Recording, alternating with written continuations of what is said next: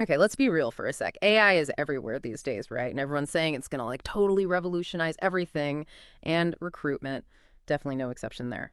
So today we're taking a deep dive into Apicus AI. It's this platform that says it can basically make hiring faster, cheaper, and honestly, just better. Like they even say they can save companies up to 20% on their yearly recruitment costs. That's a pretty big claim, right? So to break it all down, we've got a whole bunch of sources like marketing stuff, feature descriptions, even a podcast interview with their head of product. Oh, and some FAQs from users too. Yeah, I think it's really interesting that Apicus is popping up now because recruitment feels kind of like it's at a crossroads. Like it's always been a ton of work, Yeah. you know? But at the same time, there's just so much potential for tech to make things way more efficient. So Apicus is promising to automate stuff, reduce bias, and find candidates who are actually a good fit. That's super appealing. But obviously, like with anything new, got to look at both sides, the good and the bad. Totally. So, should we just dive into the features then? One that really jumped out at me was their AI-powered resume screening and scoring thing. Imagine a system that goes through thousands of resumes in like seconds, picks out the best candidates based on skills, experience, keywords, the whole shebang. It's like having, I don't know, a super-powered recruiting assistant working 24/7. It's kind of mind-blowing how much time that could save just on the initial screening alone.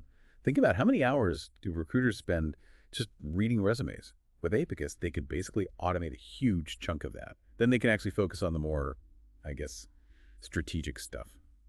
Building relationships with candidates, figuring out if they're a good fit culturally. Right, and it's not just about time either. Apic says their system can even flag those potentially tricky things on resumes, like employment gaps. Some people might see that as a red flag, but I kind of think it's good to have all the info up front. It gives recruiters a way better picture of the candidate. Yeah, for sure. And a gap doesn't automatically mean a candidate is bad news. There could be tons of reasons for it, taking time off for family, going back to school, whatever.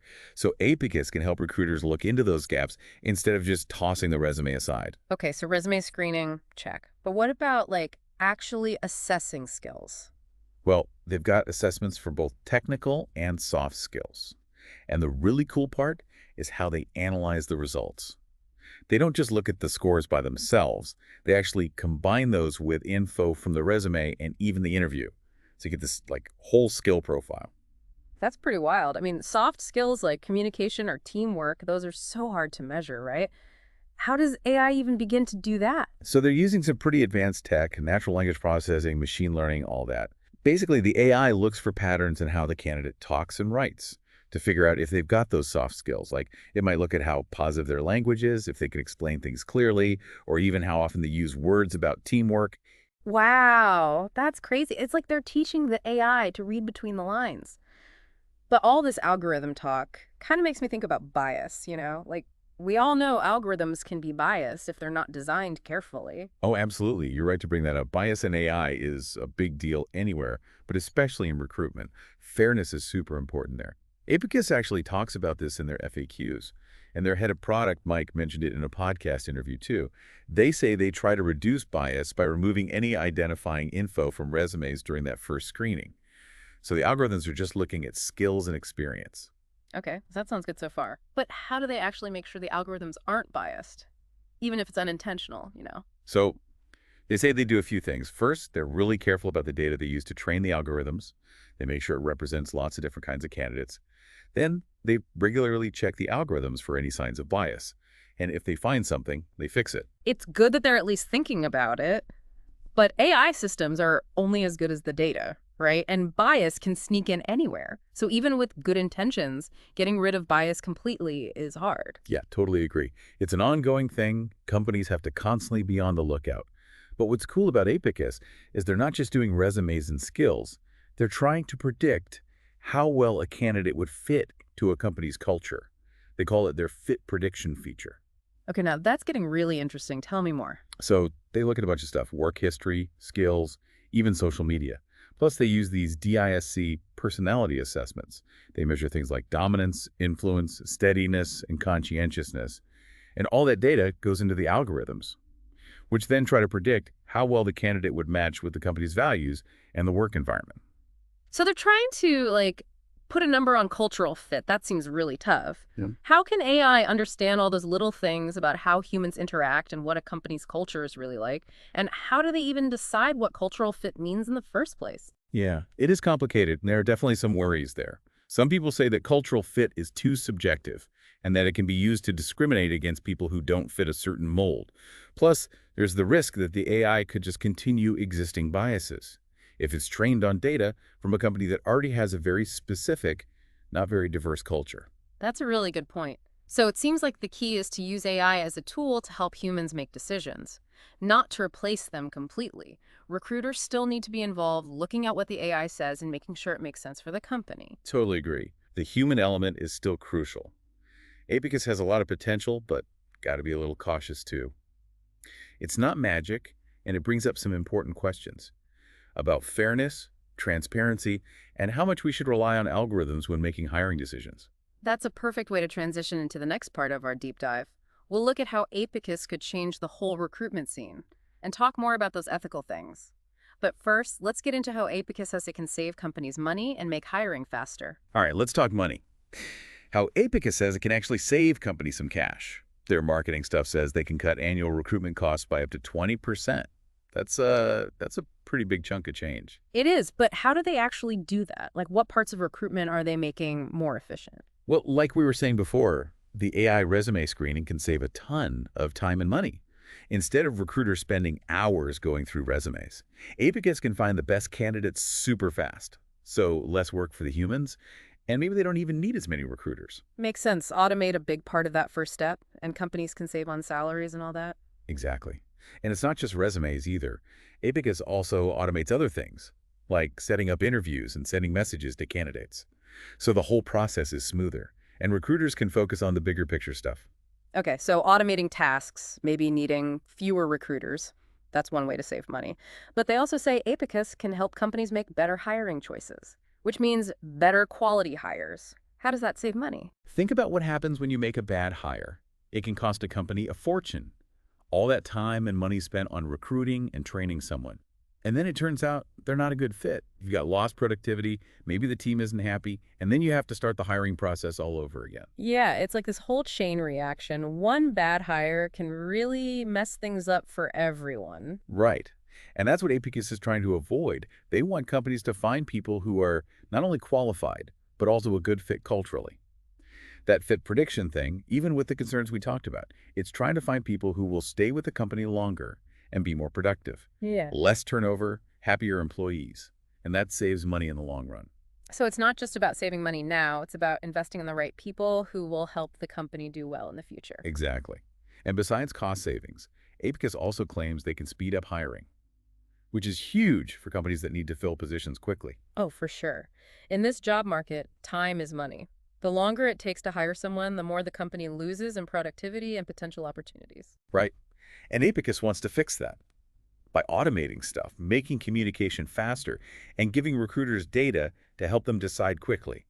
Like, their platform can help schedule interviews instantly, get feedback from interviewers, and make reports that show the good and bad points of each candidate. So basically, they're cutting out all that back and forth that usually happens. Exactly.